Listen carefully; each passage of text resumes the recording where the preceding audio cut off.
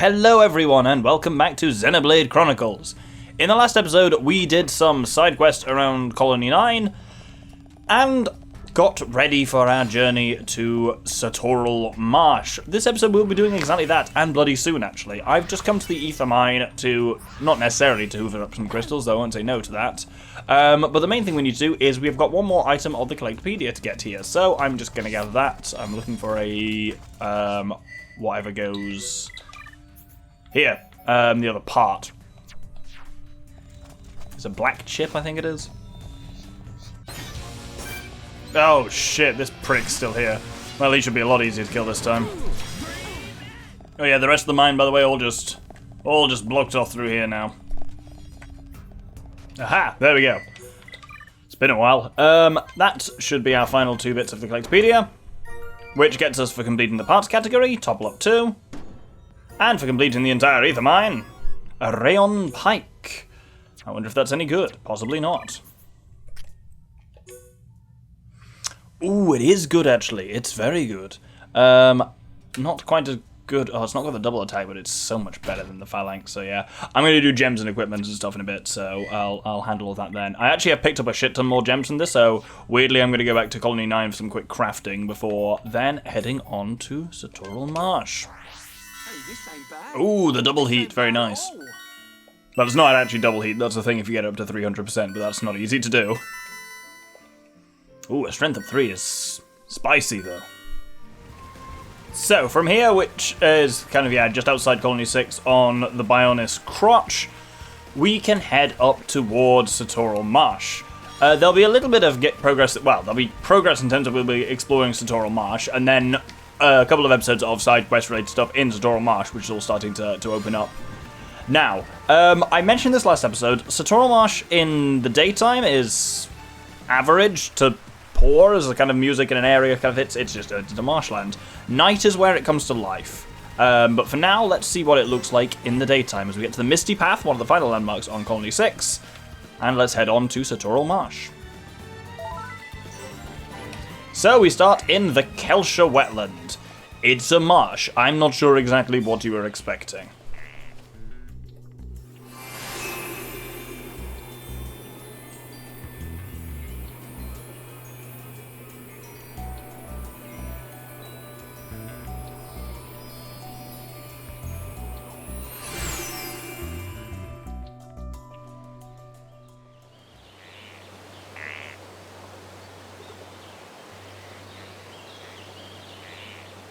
I've never seen anywhere like this. You see?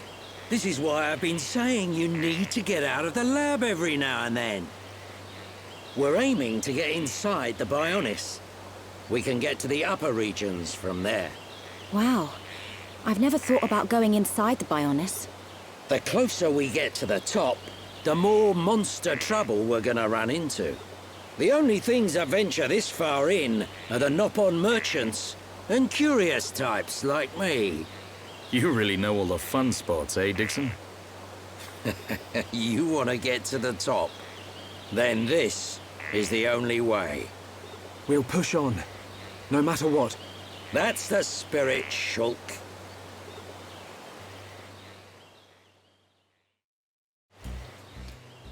So, I'm going to adjust the time a bit. I'm not actually going to make it night, because the real majesty of Sartorial is seeing it change tonight. So, on we go, and I'm basically just going to push ahead. It's quite a big area, but it's probably one of, if not the most linear area in the game. It's basically kind of just a route which goes through to the end, which is, as Dixon says, the pathway that leads up to the kind of the upper regions of the Bionis via going inside the Bionis, which is interesting. Obviously, new area, new collectopedia, so... Oh, fuck off.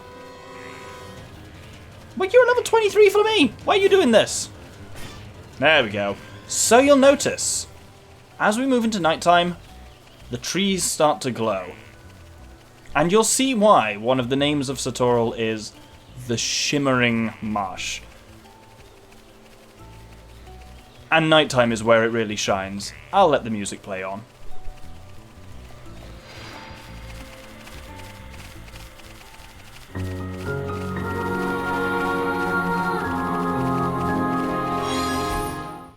Of course I get a vision now. 5 lemon stones for Zazadan, great.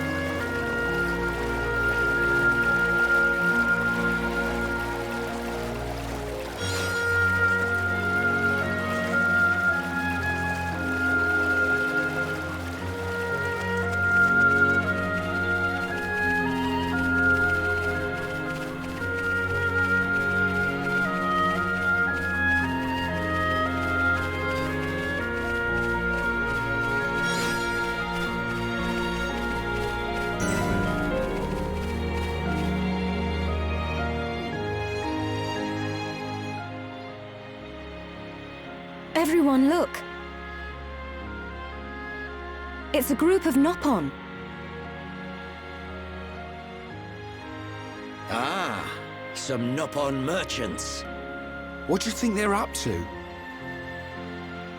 They must be here for a reason. Let's go and ask them. Good idea.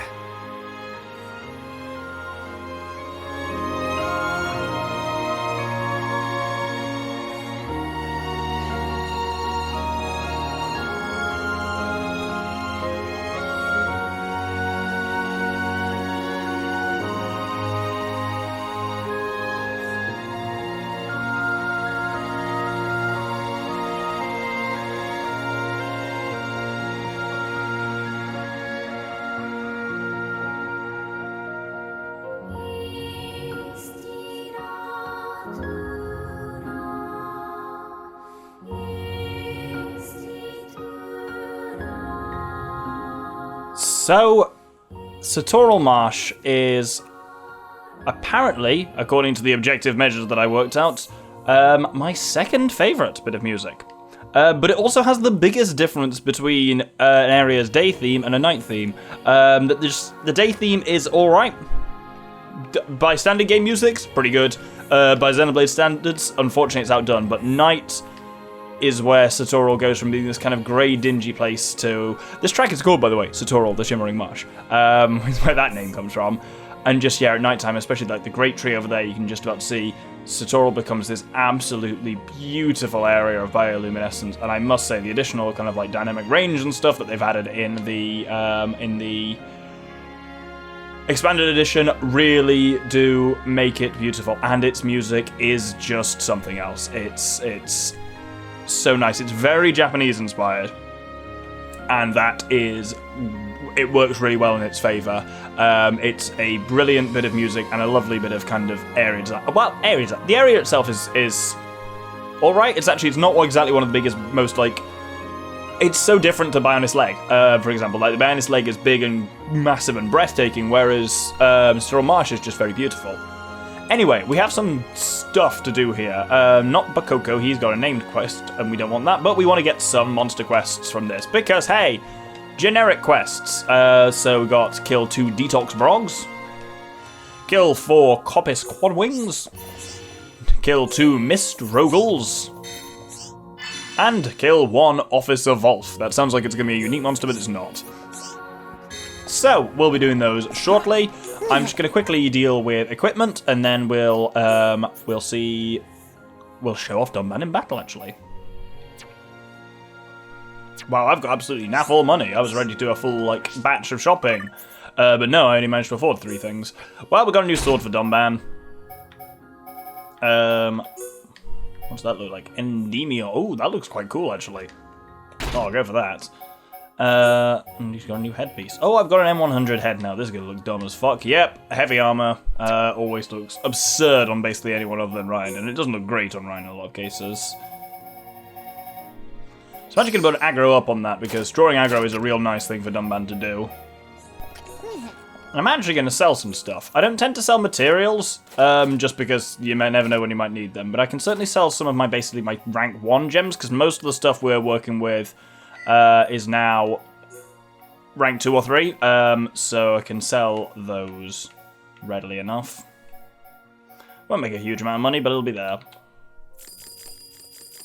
Especially because, yeah, we won't be doing anything, pretty much, with rank 1 gems from now on. It's going to be 2 and the occasional 3.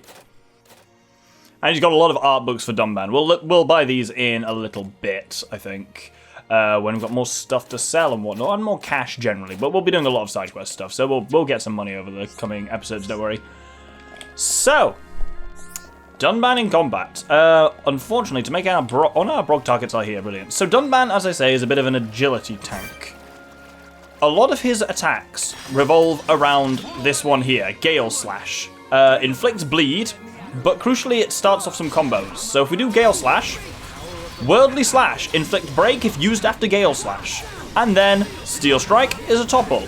Dunban is the first character we have who can just break and topple all by himself with Gale Slash, Electric Gutbuster, Steel Strike. He can also, if he uses Gale Slash followed by Worldly Slash, does more damage and it lowers strength. So he works on combos in this way. His remaining arts are all then kind of auras. There's Battle Eye, which locks onto the target and increases his double attack rate, which is all very nice. If he can just output a lot of damage and as such get a lot of aggro.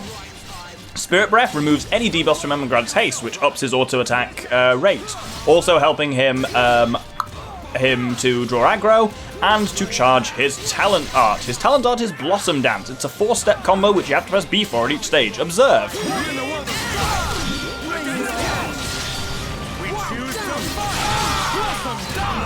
And everyone you nail does a part of his speech. Born in a world of strife, against the odds we choose to fight, Blossom Dance. Very cool. Dunban gets a lot of very cool arts as we go on, and Dunban also plays fantastic ball in a chain attack with Shulk and Ryan. Unfortunately, as I've said before, Charlotte is still the place where chain attacks go to die, unfortunately, but Dunban is fantastic. He's got pink arts that chain well with Shulk, he's got red arts that chain well with Shulk and Ryan. He's just very handy. He'll actually learn some stuff that'll help him go between Ryan between himself and Charla a bit later. He's very versatile in chain attacks. But yes, the way to use Dunban is to really make sure, even with Ryan present, you want to be taking a lot of the aggro. And certainly Shulk, Ryan, and Dunban is a very good combination. And with this, you can basically take all of the heat off Shulk. It's a bit of an interesting setup, these three, because you have no healing other than Shulk's light heal. But if you can successfully keep Shulk basically free of aggro, that doesn't end up being a problem. And you see how fast these guys build up a chain attack. It's absurd, and I kind of love it. I absolutely love it. Let's kill this guy, and then War Swing 3 times, hit everyone. These guys are Aqua Nebulas, by the way. They have ridiculously high defense. They only got involved because we were attacking something else, and so that's why it's taking fucking ages to chip them down. So I'm going to finish these off camera. Oh, why are we getting a vision? Oh, who's murdering Shulk? Oh, we've drawn the attention of a level 82 Frost Nebula. Fuck this. Nope, he's gonna murder everyone. Oh, he's killed Shulk. Oh, he's about to kill Ryan. Oh no. Oh, that went so bad so fast. I was literally thinking, oh, we haven't had a vision in ages. And there's one, killing us. Let's just run the fuck away. Unfortunately, our spoils are over on there. There go the Frost Nebulas. So let's go back and kill a second Detox Brog. As you can see as well, Dunban's talent art, Blossom Dance, is absurdly powerful. It can be, obviously I'm playing him at the moment because I want to show him off, but it can be really advantageous to put Dunban at the end of your party, or if you get a kind of chain combo, a thing. She wants us to collect 3 white Brog livers? Can you really eat these things? Well, we'll hand on to white Brog livers then. Was that all the Brog stuff completed? It was, brilliant. With that, we can move on. Look at my notes. West-southwest to Zaldania Waterfall. What the fuck is west-southwest? Also, you're wrong, Doctor, because it's east-southeast to Zaldania Waterfall, you mad lad. We will get into daytime again, and you'll get a chance to kind of compare how these areas do look. But night is just... oh, divisions everywhere in this place. So this is a Woolrock. Mere 3 of these would be warm indeed.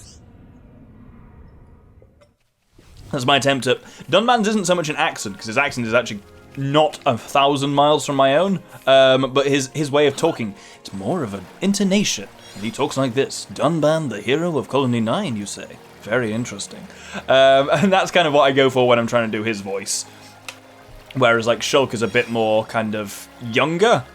And he's a hard one to do. It's really interesting. If you actually hear Adam Howden, the guy who voices Shulk... Oh, by the way, we can just kind of jab our way up this waterfall. It's hilarious.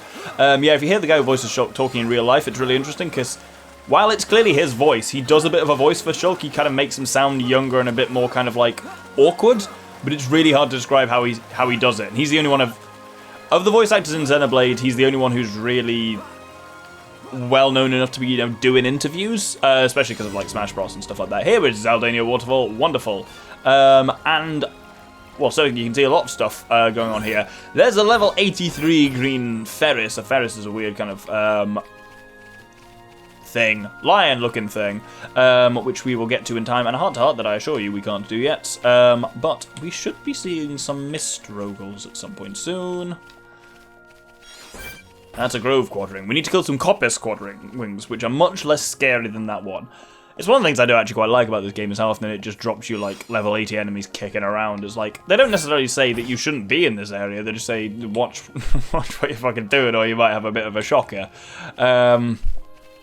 Which is very cool. Ah, Ignas. So Ignas are the kind of... Oh, balls. We don't need to kill any Ignas, but Ignas are like the kind of... The equivalent of Turkins. They're the kind of like... slightly disturbingly humanoid, seem to maybe have some culture stuff. Enemy of Satoral Marsh. One of the nice things about Ignas is... Not one of the nice things, one of the nasty things about Ignas is that Ignas can do a Dark Chain attack on you, and will do so regularly. There's a thing we'll be dealing with next episode where that can, quite frankly, wreck your day.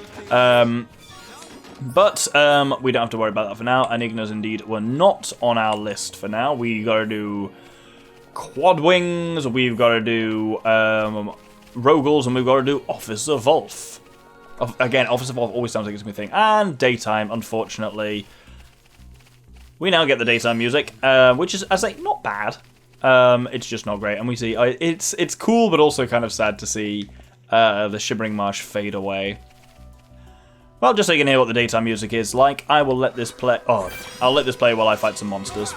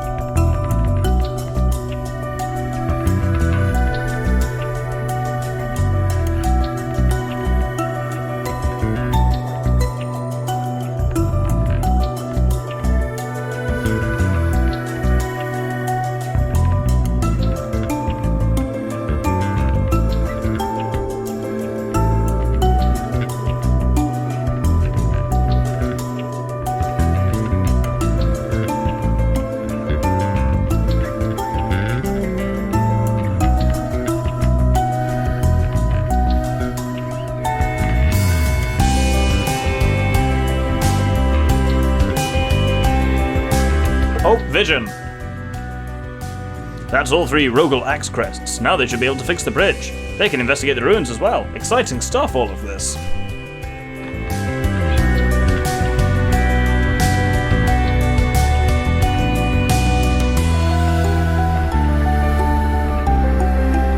Right, that's the Mist Rogals completed. We've got a couple more Quad Wings to take out, and I believe the Office of Wolf is just behind us. There we go.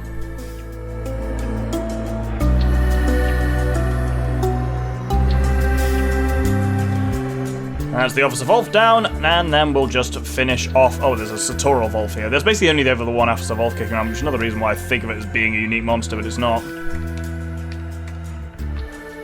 Yeah, just some Quad Wings left now. There's one. And there we go. There is our various monster quests completed. Wonderful. With that, we've made halfway decent progress across Central Marsh, but as you can see, it's quite big. But it is basically linear. You basically come in, I said basically too many times, so you come in here, you go along there and around there, and then that's kind of the way out from it. It is, I think, the first area where as soon as we come here, we are able reasonably to go to all of the landmarks and locations in it. Like there are parts of Bionis Leg which, okay, you can go to over if you dodge high-level enemies, but here, like, there's nothing stopping you. It's not like there's any seriously dangerous areas or bits that you can only connect to from other areas, which a lot of the other ones have. Obviously, I think we really know we've got every landmark in Colony 9. We could get all of them in Colony 6, so everything I said there is a lie. We could get all of them in Bionis Leg. Lies, all of it. Anyway, what we actually need to do is, so we come here to the Barren Moor, and you've got this cool, like, square structure up here. We'll be getting used to that next episode. That's a thing called Exile Fortress, a place that's pretty much as cool as its name implies. But what we need to do is work our way over here through the Barren Moor, so you'll notice there is this glowing light here. I'm getting every collectible because Satoral Marsh has, as ever, its own collectopedia, and it has some real bollocks in its collectopedia. This prick here, basically, is a real balls. But our quest marker that we want to go for is here. This lamp, it has a very strange glow. It's a remnant of the High Entia. They've hidden themselves away in the upper reaches now. But at one time, they controlled this whole area. Good for them. It's the perfect place to get some shut-eye. The lamp will keep the monsters away. We'll be safe if we rest here.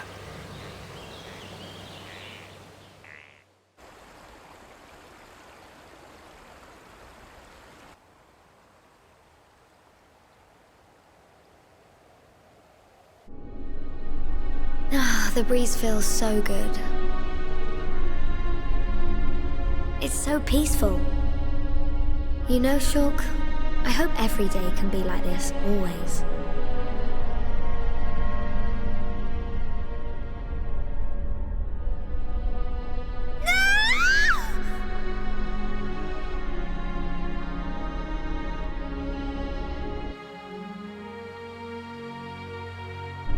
You will pay for what you've done!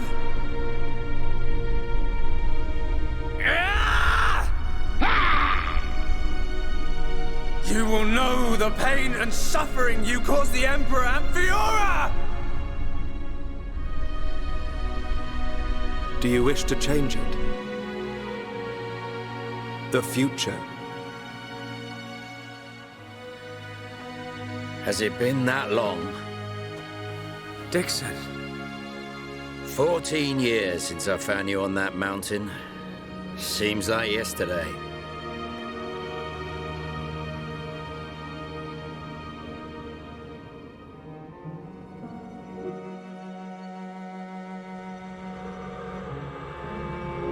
I owe it all to you. If you hadn't found me that day, I wouldn't be here now discovering the world. Forgive me, Shulk. Sorry I couldn't save your folks. Don't be. Now I think about it, that was when I found the Monado as well. This might be crazy talk, but maybe you and the Monado are part of some higher plan. I don't remember much at all. But I know that my mum and dad left me it. The Monado was their final gift to me. At least, that's how I used to think of it. That's why I want to discover its true power and help defeat the Mechon. But so far, I've just been creating piles of Mechon scrap. So you don't just want to study it in a lab after all? This sword... There must be some way.